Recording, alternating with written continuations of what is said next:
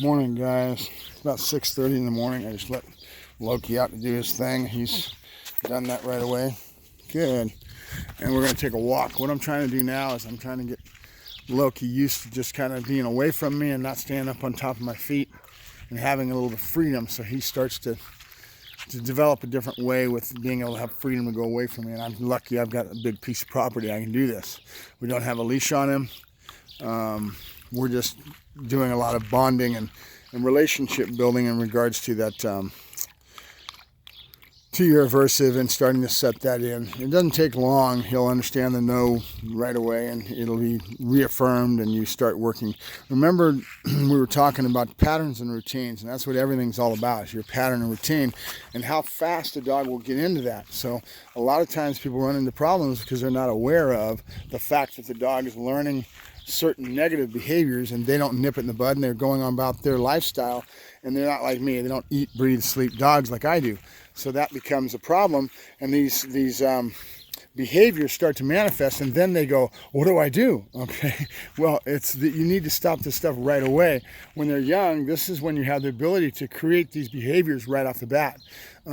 So talking about clean dogs, dirty dogs, all that stuff, this is the time. So right now I'm going to go ahead and start walking, and he can follow me. Loki, come on, let's go. Let's go. Come on, let's go. Good boy, good. There you go. Come on. Good boy.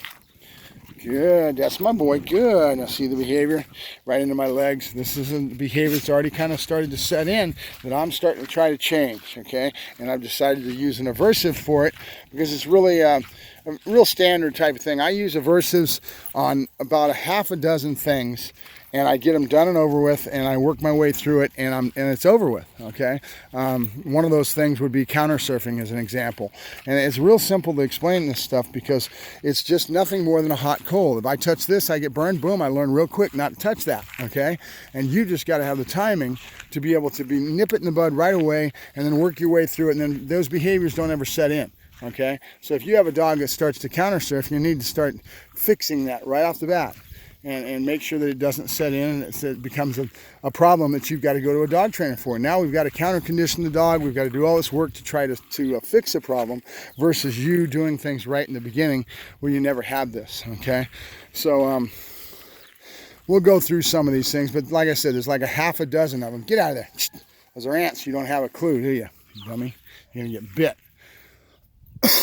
So those things are a hot and cold type approach. One of those things is jumping up on me. Jumping up on me, I will step on the back feet, or I'll put a knee in the chest, and it's just done and over with. I'm not addressing that now with him. He will start to do that. I let him get up on me a lot of the time because I use it in protection. When I build a dog in confidence with protection, you'll see some of the stuff that I do where I pull the dog into my leg, and I actually stick my leg out there, and I teach him to ride my leg. I do that because he gets used to touching the bottom. I don't want any aversion towards the decoy, towards touching the body and being wrapping his legs all around him. That's exactly what I want. I want a dominance. I want a dog that commits himself to the fight. So I build a lot of that when they're young, and how I work the dog. We'll get into that a little bit as we go along. Just keep in mind, it takes two to tango, and when you get into protection, you have to have a decoy. You know, I can't do decoy work to another level, and the dog is better served if I'm on the other end of the leash handling. And so I become a pretty good handler, and then I rely on the decoys that know their stuff, and I have to do my research, because you don't want somebody that doesn't know what they're doing to be working your dog, okay? There's a lot of tricks and a lot of things that have to be done to build a protection dog. Keep in mind, I'm building personal protection, okay? I'm not building sport protection. Sport protection, there's a lot of different nuances. One of the things, example, the dogs in Schutzhund are encouraged not to put their paws on the person. Why? Because the dog has a tendency to want to push off with his paws. He'll put his paws on the decoy, and he'll push to get that yank type of a thing. Good boy. Good boy, Loki. We got to come back and scoop that up now. Martina will beat my butt, even though it's a big piece of property. Everything's spotless out here. Yes, sir. All right, come on, Loki. Let's go. All right, I'm going to go ahead and stop chattering now. But in a nutshell, you're going to see me doing some more chattering stuff. We'll get into some other subjects as he develops, because I'm going to be facing a lot of little different things. And every time I face it, that's when I'm going to start thinking about it and get into it and start yakking my brain off and trying to get you guys to understand some of this stuff. So notice he's not really chewing on my legs right now so much. Nope. I caused that on purpose, and that's exactly what you want to do sometimes. Once he starts to get the idea, all you got to do is be no. Consistent, okay? Now, a lot of people are going to start saying, is that going to affect your work in the protection work? Because if I have a ring dog, or if I have a dog that I'm trying to build with legs, it's going to start affecting you. No, it's not. Why isn't it? Because it's contextual. Okay, when I take the dog out and it's me, it's contextual. We're going out and going to the bathroom, we're doing this. This is a game that I'm playing with him, that I'm going to start nipping him in the bud for going after my legs, and then I'll be able to do the work with the protection stuff, and I'll get him into some other materials and other sleeves, leg sleeves, etc., that I will encourage him to bite, and it'll become contextual. Okay, when we go out and go to the bathroom, when I walk down the street, I do not expect you hitting my legs and going crazy on my legs to bite. Okay, so a lot of people don't understand that and think, oh my God, I can't do that because it'll affect, get out of there. No, you're going to learn the hard way. You're going to get a face full of ants, dummy. So they'll learn the hard way, and because they won't have curbed this behavior. And now you have a flaw in your relationship. The dog doesn't respect you. He's all over you. Yes, right now. Let me go ahead and see if he's got ants on him. I don't want him. Come here.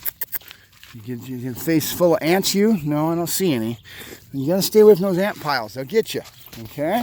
Good boy. You're lucky we don't have the fire ants out here. These are just the reds and the blacks. Fire ants, you'd have a whole other situation. All right, I'll talk to you guys later. I got more of these videos that'll be coming up when I get into some specific things that go past that. I was talking yesterday about grabbing the dog's nose at the top of the bridge of the mouth. It's basically this. I'm grabbing the dog's nose at the top, and I pinch the lips into the teeth. Okay, I want a pain stimulus that, again, we want to try to get this stuff done and over with. So that allows the dog to open his mouth. I can reach in now and grab that object out of the mouth and get it out of there. And then right away, I've still got my hand on his top of his mouth, and I just know real quick with my hand, nope, and it's done and it's over with. You got to make sure that you get all your motions done and over with so it's nice and fluid. Okay, you need to be careful, buddy. I don't know what's out here with snakes and all kinds of things. So you be careful. All right, I'll talk to you guys later. We got more to come. I want to get off the aversives because I don't live in a world of aversives. There's, again, about a half a dozen things that I use that'll just be a hot and cold type of a thing. You jump on me, boom, right away I step on the back feet. If I'll give you a good example. Here's a hot lid, okay? If I touch this, oh, I get burned. All right, so right away I learned not to touch this. It doesn't take much. There's only about 4, 5, 6 things that I do that with, and it's just a lot easier just to be short and sweet, done and over with, and move on. Okay, so when you start talking aversives, you start talking corrections. Don't think by any way, shape, or form that I live in that world. I live in the world of positive. I use a lot of food. I use a lot of toys. I use all kinds of things that are motivational to the animal, but I have certain things that are hot and cold type of stuff that I just get done and over with, and it really helps with the relationship, okay? Because the dog has to understand that there's consequences in the world. There's certain things you can or cannot do that are going to cause you pain. It's just the way it works. I don't run around yanking on the leash all the time and jerking the head off the dog and always do aversives. It's not something that I use. I use a lot more positive. I use a lot more conditioning with food, and I use a lot of pattern training, okay? We'll talk about pattern training coming up because I'm getting into the clicker, I'm getting into food, I'm getting into a lot of things that I use that are for building the dog's obedience, and also to teach him that it's fun. It's not an unenjoyable thing. It's a very, we're playing on the dog's instincts to have fun to go out and do these things. So Loki, nope. Good boy, good. That's my boy, good. And he just scampers away. He understands that no. Loki, no. Good boy, good. There you go. Good boy, good. That's a boy, good. Loki, nope. Good boy. And then I'll bring up my correction if I need to. Nope. And I might pinch a body and I redirect him. He's over to me now. See, but it's done and it's over with. When I say no, no is no, and he has to understand that that's going to soon have a consequence. Now he starts really associating my body language, my voice tone, and my attitude with my correction tone. Okay, I don't have to be over domineering. I don't have to come at him with a lot of anger, a lot of everything. It's just nope, matter of fact, done and over with. When he starts understanding, when he hears that voice tone, hey, that's no, okay? That's what it's all about. So, and again, there's only a few things that I do that with, and I do a lot more positive. I want to redirect him via the toy right now. I might redirect him into the toy after I did the correction, okay? But we do have a correction. Loki, nope. Good. Good boy, Loki. Good. Nope. Good.